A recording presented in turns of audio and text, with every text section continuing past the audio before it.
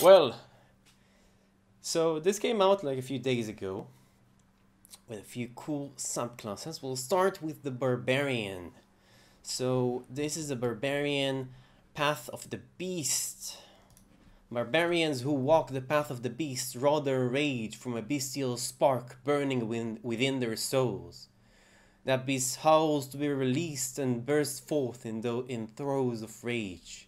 Those who tread this path might be inhabited by a primal spirit or descended from shapeshifters. You can choose the origin of your feral might or determine it randomly by running on the origin of the beast table. Here are a few examples for the flavor of the barbarian. So you have descendant from lycanthropes and or legendary druids, or something related to Fae, or a powerful bestial spirit that inhabits you.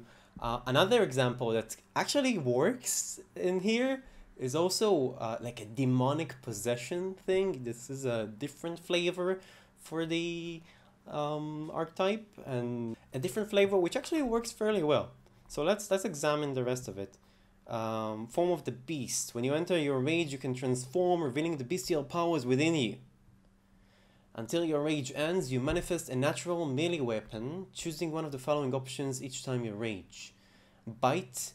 Your mouth transforms into a bestial snout or great mandibles. That's kind of cool.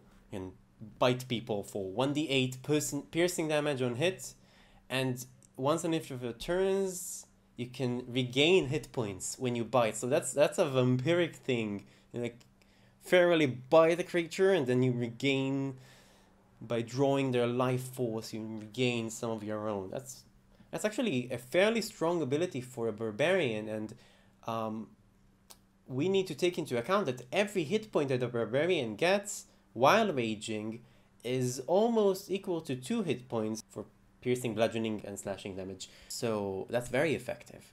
The second choice is claws, which deal 1d6 damage, but whenever you attack with them, you can make 1 extra attack.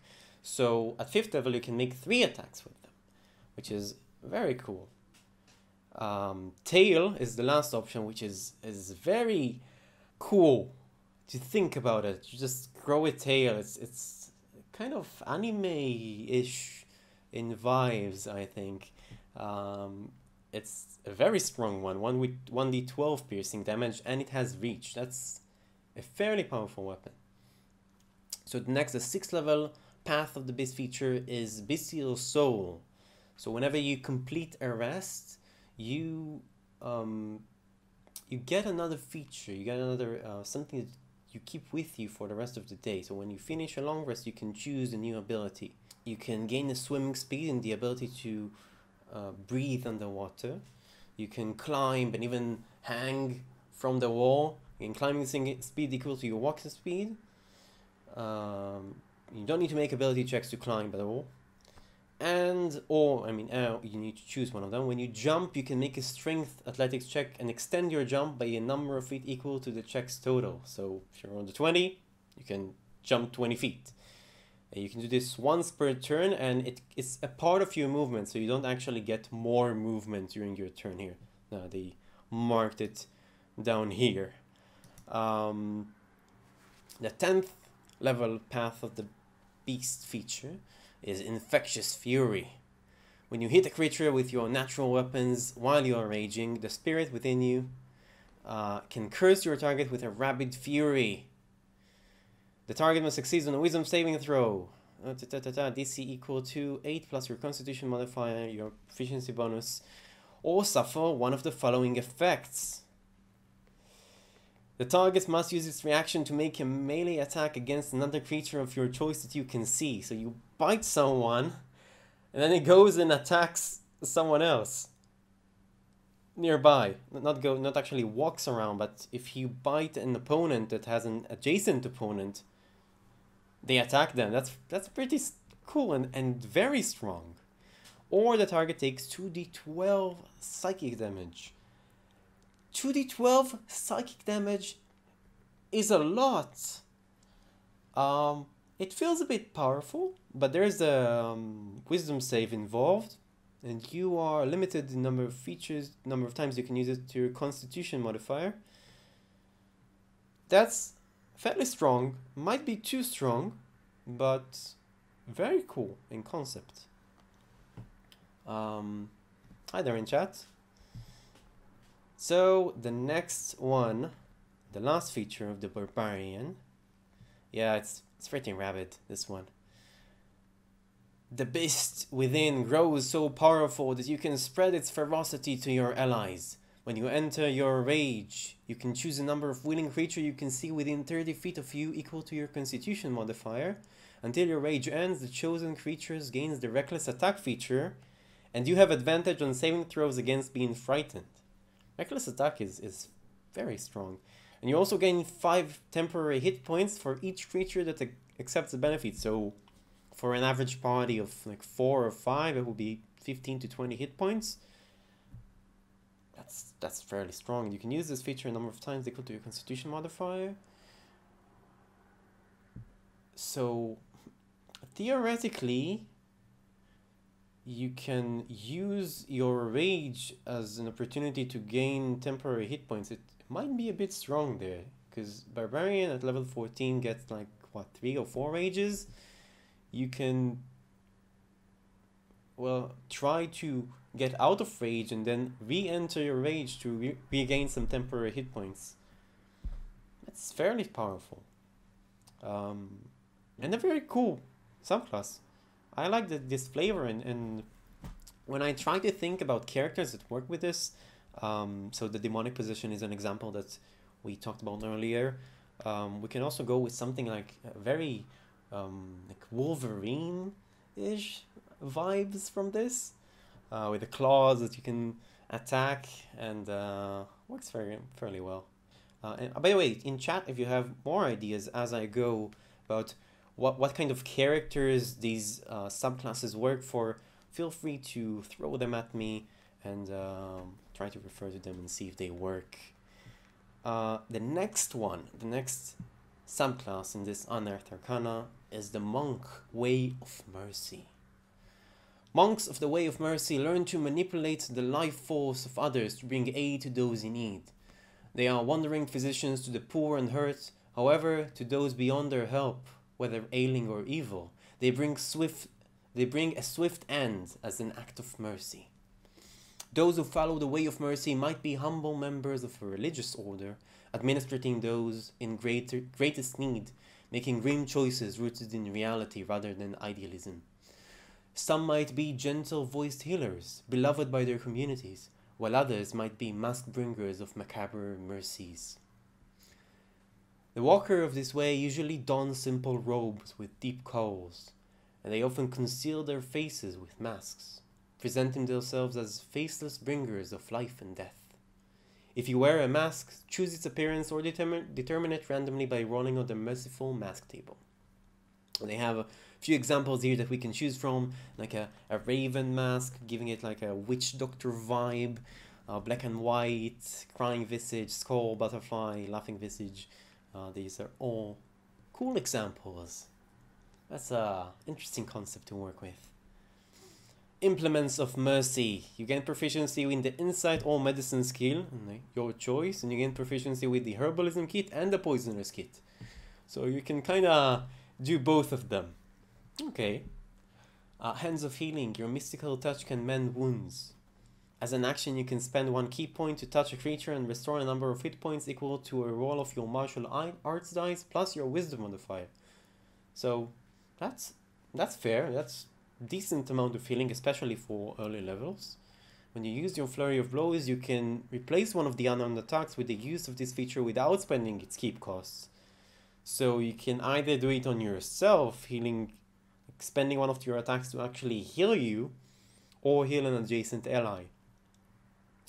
That's cool. And monks tend to use Flurry of Blows quite often, so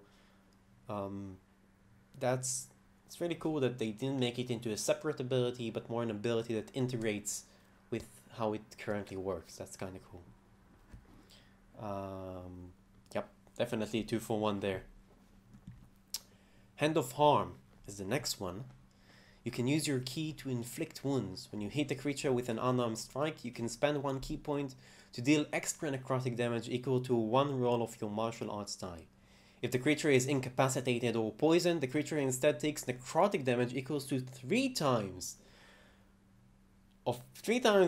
rolls of your martial arts die instead. You can use this feature only once on each of your turns. That's a lot of damage to pump into every attack. It's on hit, so you don't. It's like a Paladin smite. That's very strong, and I believe if we continue reading this class, having your opponent poisoned won't be hard because some of the abilities of this class actually make them poisoned. So here we have the Noxious Aura. As a bonus action, you can spend 1 key point to turn your key into an aura of toxic miasma. The aura extends 5 feet from you in every direction, but not through total cover. It lasts for 1 minute until you're incapacitated or you dismiss it. When your aura is active, range attacks have disadvantage against you. Any other creature that starts its turn, here you go, in the aura must succeed on a Constitution saving throw or become poisoned until the end of your next turn, and take poison damage equal to your wisdom modifier. So not only do you get a way to defend yourself from missiles, and you still can catch them if they do hit you, because you're a monk, you can also get into melee with an opponent, and the next time they start their turn, they might be poisoned until the end of your next turn. So on your next turn, you can use Hands of Harm to its fullest power, which is a very strong combo right there. I love how this subclass works well with itself. It's fairly cool. The next one is Healing Technique. Your skills in manipulating your key to heal increases. When you restore hit points to a creature using your Hands of Healing, you can also end one disease or condition from the following list affecting the target: blinded, deafened, paralyzed, or poisoned. Cool. That's very cool and very useful sometimes. I am glad that they didn't add stunned to this list, because stunned is supposed to be the condition that you can't get rid of that easily. Even Greater Restoration, I think, doesn't really bring cures stun, but the chat will probably correct me if I'm wrong. Hands of Mercy. Your mastery of life energy opens the door to the ultimate respite techniques. As an action, you can touch a creature, expend 4 key points, and force the creature to make a Constitution saving throw. A creature can willingly fail this save. Unless the save succeeds, the creature enters a state of suspended animation for a number of days equal to your monk level, or until you end the effect early. During this time, the creature is paralyzed, has immunity to all damage, I suppose, and any curse, disease, or poison affecting it is suspended. The creature appears dead to all outward inspection and to spells used to determine the creature's status.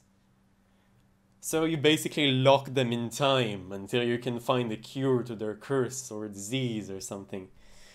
Here. Yep, thank you chat for informing me. Yep, Greater Restoration cannot restore stunned. I think only Power Word Heal can do that in 5th edition, and maybe some other abilities of certain classes, but as spells goes, I think that's the only one. You can only have 1 creature, or maybe heal as well. You can only have 1 creature under the effect of this feature at a time. That makes so you basically put them in status. That's a cool fluff thing. It's can be useful on occasion, depending on the campaign world you're playing, and I suppose that if you play that character in a campaign, it would be a waste not, as a DM, not to throw something that would make this ability useful. So a deathly curse that would kill someone in a minute, you just tap them and save them for a while. The next subclass is a very, very cool one. This one is the Oath of the Watcher's Paladin. And we'll get the rest of it quite soon, but this one is has some. If you've seen Castlevania, the Belmont family, this is the vibe that this paladin has. It's a very cool one. Paladins who vow the oath of the Watchers seek to protect the mortal realm from the predations of the extraplanar creatures, many of which can lay waste to mortal soldiers. Thus, the Watchers hone their minds, spirit, and bodies to be the ultimate weapons against such threats. Paladins who follow the Watcher's oath are ever vigilant in spotting the influence of extraplanar forces, often establishing a network of spies and informants to gather information on suspected cults. To a Watcher, keeping a healthy suspicion and awareness about one's surrounding is as natural as wearing in armor in battle. Alright, that's cool. A paladin who assumes the oath of the Watchers swears to safeguard the mortal realm from otherworldly threats. So they swear to vigilance. The threats you face are cunning, powerful, and subversive. Be ever alert for their corruption.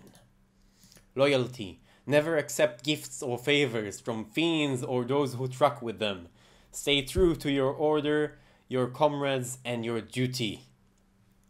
And last is discipline. You are the shield against the endless terrors that lies beyond the stars. Your blade must be forever sharp, and your mind keen to survive what lies beyond. Pathos. Whenever I think, whenever I see a new paladin subclass, that's something that Moran actually helped me with, is see how the tenets can be broken, because one of the fun things about Paladin is that they are they swear an oath, and it doesn't have much weight if it doesn't restrict them at all. So let's go over them again and see how we can break them. What should the Paladin avoid doing once he swore the tenets of the Watcher? The threats you face are cunning, powerful, and subversive. Be ever alert for their corruption. So, this I'd say, if ever the Paladin notices some form of corruption, something unnatural, and ignores it, that would be something to push them towards breaking the oath. Definitely if it becomes something terrible later on. Loyalty. Never accept gifts or favors from fiends or those who struck with them. Well, that speaks for itself, pretty much. And discipline. You are the shield against the endless terror. Your blade must be forever sharp and your mind keen. So, probably anything that would harm you, like you won't be able to drink alcohol or any drugs. Anything that distorts your mind would be a point towards breaking this oath. Maybe also if he fails to notice, I saw that on chat.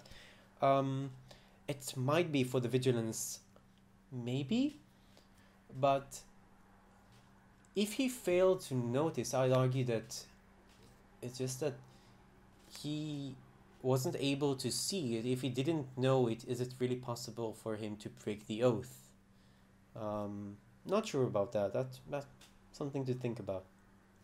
But for the discipline, definitely no alcohol, no drugs, nothing that, no hallucinogenics. You need to be in top shape all the time and ever vigilant and alert to your surrounding. So the oath spells, we have quite a few here. We have Alarm, Chromatic Orb, which are fair choices. Augury. Alright, interesting choice. And Moonbeam. Moonbeam actually has that thing that you can prevent shifters from changing form and revealing that they are shapeshifters. So that's a point towards that. That's fairly cool spell to bring that oath. Counterspell, non-detection. Fair. Aura of Purity. Solid choice. Banishment. Well, if you're gonna give any paladin banishment, might as well be this one. Hold Monster and Hallow. Hello. That's a cool one. That's a cool spell to bring to a paladin to kind of make this area protected from these entities that they are sworn to fight against. Channel Divinity. It's fairly cool.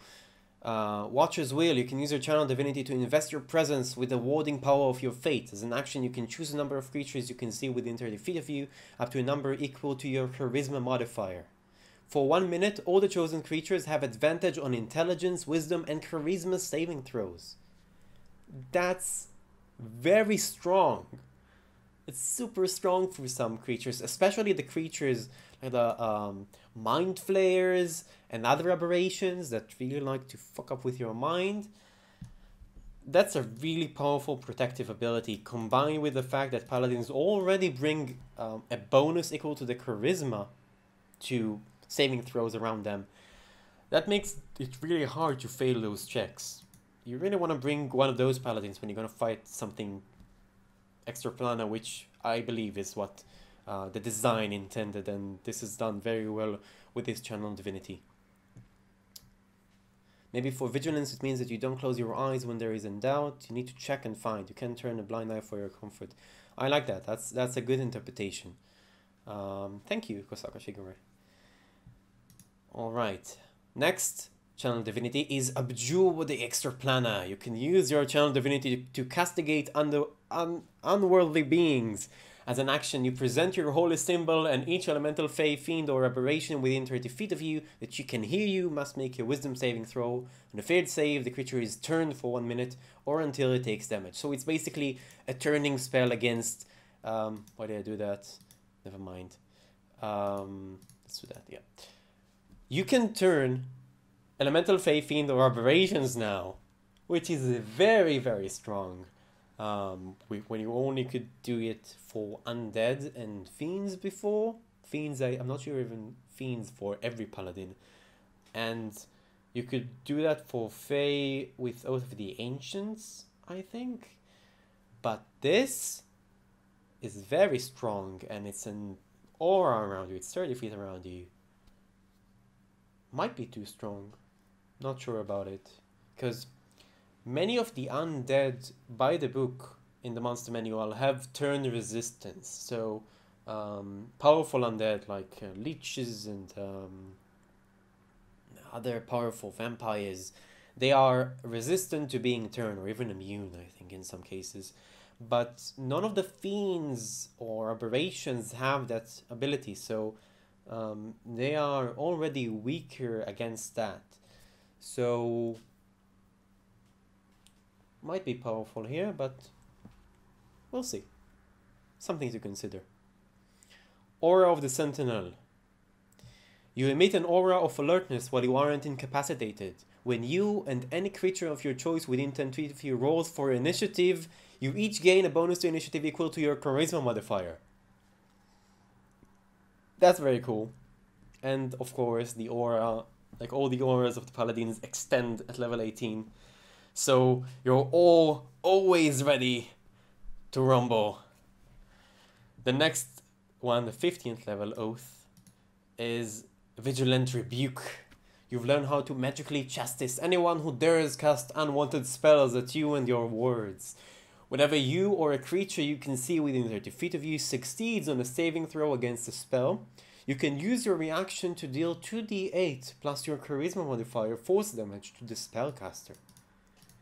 That's very cool. But I would add something. I'd make it not just spells but magical abilities, because many times the abilities that the creatures, the aberrations and other things like that they cast are not considered spells. They are psychic abilities, and I would actually want to see that in here, because that class is supposed to fight these creatures. Otherwise, a very cool ability, which I really like. And the level 20. Paladins always get the crazy level 20 stuff. They become demigods, avatars. They can do crazy things. So let's see what this one is. You manifest a spark of your deity's power in defense of your sacred oath. As a bonus action, you gain the following benefits for 1 minute. You gain true sight in a 120-foot radius. This is huge. You have advantage on attack rolls against elementals, fae, fiends, and aberrations. Very cool. When you hit a creature with an attack and deal damage to it, you can also force it to make a charisma saving throw. On a failed save, the creature is magically banished to its native plane of existence if it's currently not there. On a successful save, the creature can be banished by this feature for 24. So, you banish a creature, and you can banish multiple creatures whenever you hit an attack. Woof. That's very strong, and you don't need to concentrate on it as well. There's no saving throw, except for the first one. Yeah, that's very powerful.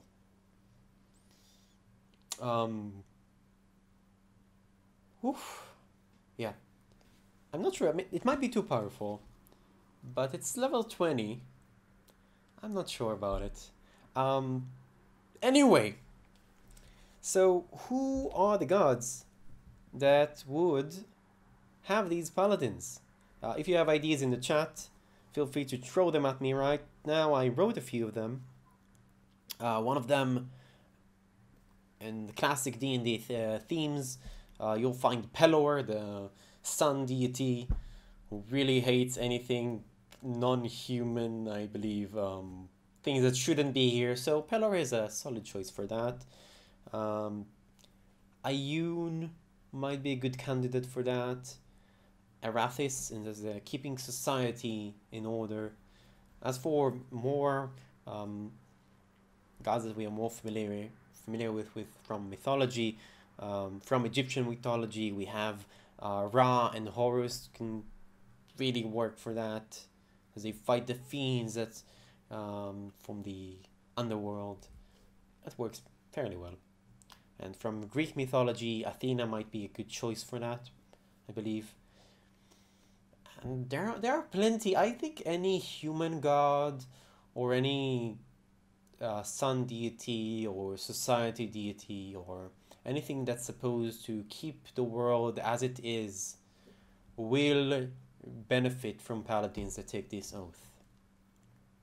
So let's move on to my personal favorite from this Unearthed Arcana is the Warlock, the noble Genie.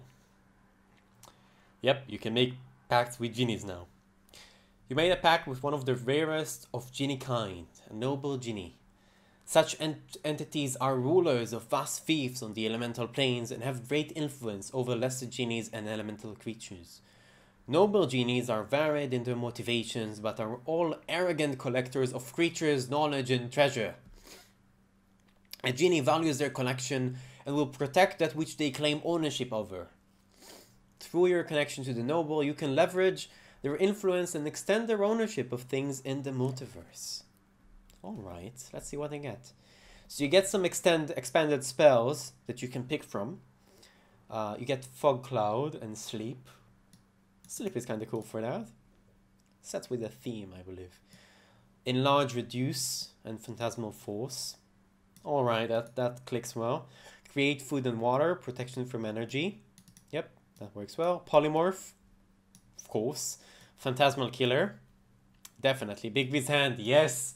I believe like when you cast Big B's Hand and you have a lamp, just you have a giant hand like, coming out of the lamp and punching everyone. And Creation, which is absolutely perfect for that Warlock. Just create things, illusionary things, but they feel real and are in fact real for the duration. Collector's Vessel. Your patron gives you a magical vessel which you can bind the creature to you and your patron's menagerie. The vessel is a tiny object and is a spellcasting focus for you. You decide what the object is, or you can determine what it is randomly by running on the connector's vessel table. Alright. Oil lamp, urn, ring with a compartment, stoppered bottle, hollow statuette, ornate lantern, and many more options. If you have any cool idea for a collector's vessel, hit me in the chat and let me know. If you lose your vessel, you can regain it, similar to the Book of Shadows. If anything happens to it, you can summon it back with a ritual as if nothing happened. As an action, while you are holding the vessel, you target a willing creature you can see within 100 feet of you and create a tether of wispy elemental material that links the target to you.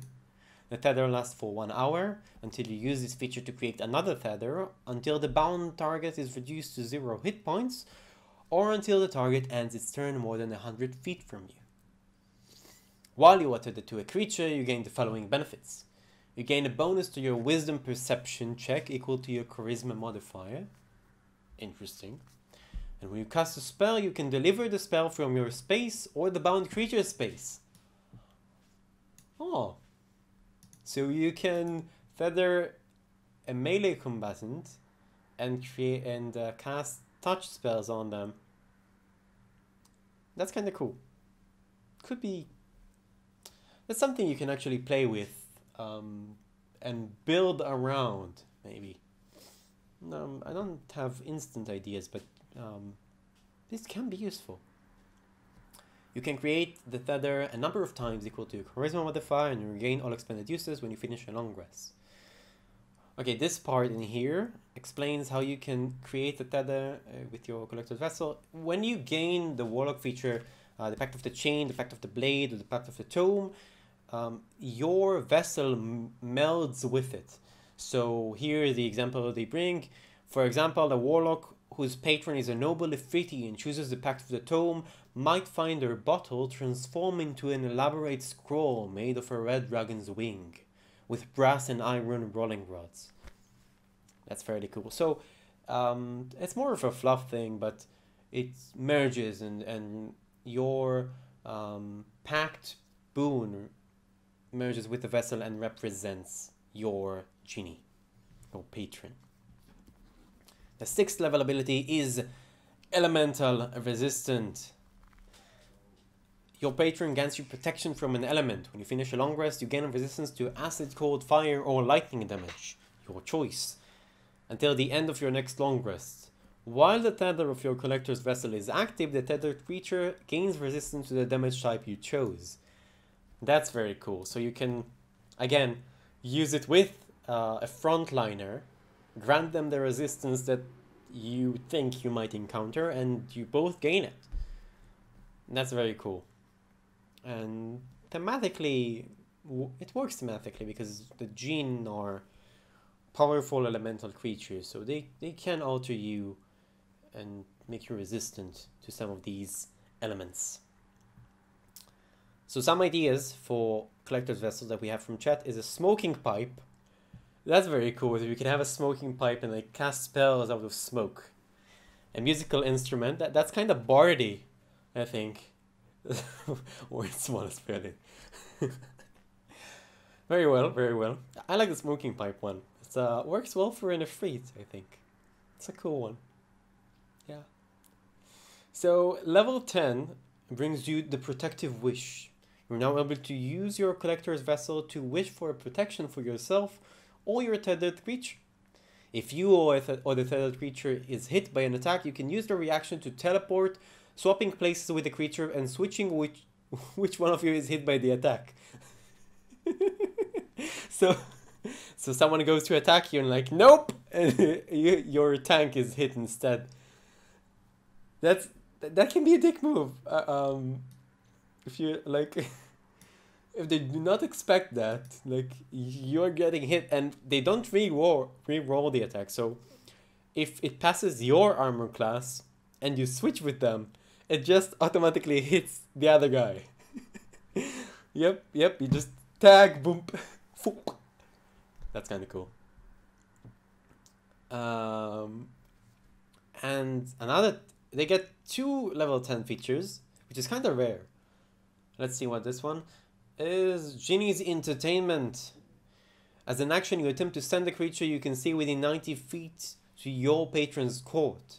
The target must succeed on a charisma saving throw against your Warlock spell save DC, or be magically drawn into your vessel and teleported to your patron's court in the elemental planes. So you basically Get in the lantern.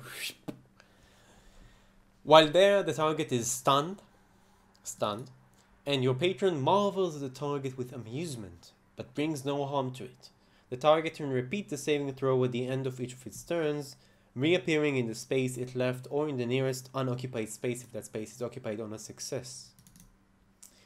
Once you use this feature, you can't use it again until you finish a long rest. If the target remains in your patron's court for 1 minute, the genie sends the target back at the end of its turn as if successfully saved, and you regain the use of this feature.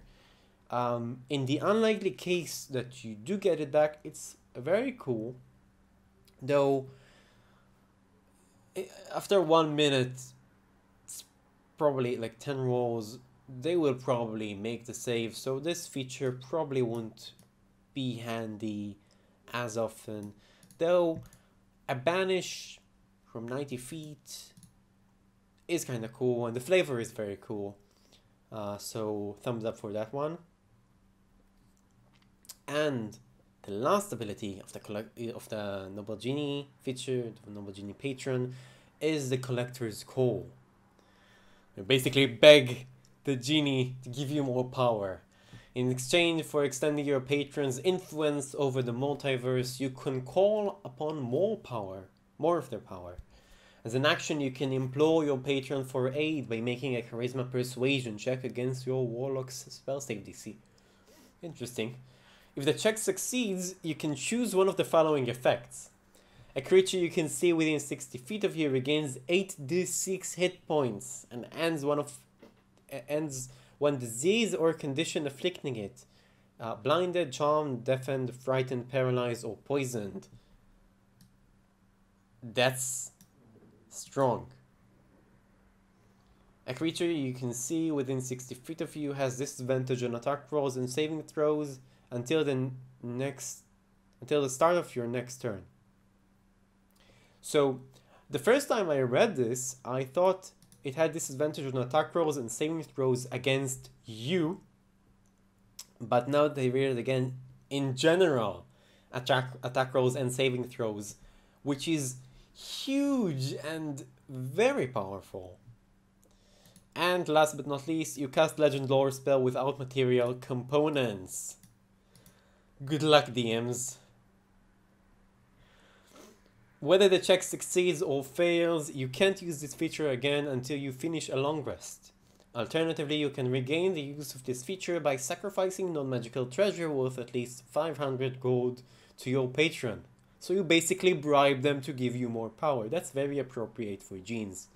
This sacrifice requires the treasure to be within 10 feet of you for at least 1 minute, at the end of which you use an action to teleport the treasure to your patron's realm, provided you have the vessel of your collector's vessel in hand. So you bribe your genie and they give you power. That's literally a feature that they get here, and I love it. I haven't seen any interaction that's so embedded in the mechanic. That's a very cool thing to do, and really establishes the connection between Genie and their patron. So Genie patrons are very greedy and they like new things. So I suppose Genies could send their Warlocks in search for like, I want that thing that they have, bring me that, and just throw it in the lantern, and so they're happy. And they won't bother you anymore and stop giving you powers and stuff like that. So that was this Unearthed Arcana. A lot of good stuff here. I think I'll do more of these reviews. If you like them, I'll do it for every Unearthed Arcana that comes out.